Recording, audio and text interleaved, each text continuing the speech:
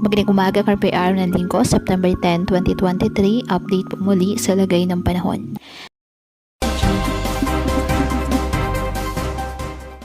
Southwest monsoon o habagat ang nakakapekto ngayon sa western section ng northern at central Luzon.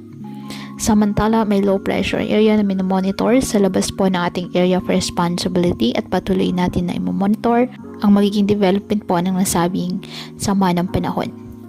Wala itong direktang epekto sa ngayon sa lagay ng ating panahon at patuloy pa rin na umiiral ang mga localized thunderstorms sa iba't ibang bahagi ng ating bansa. Wala ring nakataas na gale warning sa namang baybayin ng ating karagatan, kung kaya malayang makapamalaot ang ating mga kababayang mangingisda at may maliliit na sasakyang pandagat. Ngayong araw, ang Metro Manila at nalalabing bahagi ng ating bansa, bahagyang maulap hanggang sa maulap na halangitan with isolated rain showers or thunderstorms dahil po sa habagat at localized thunderstorms.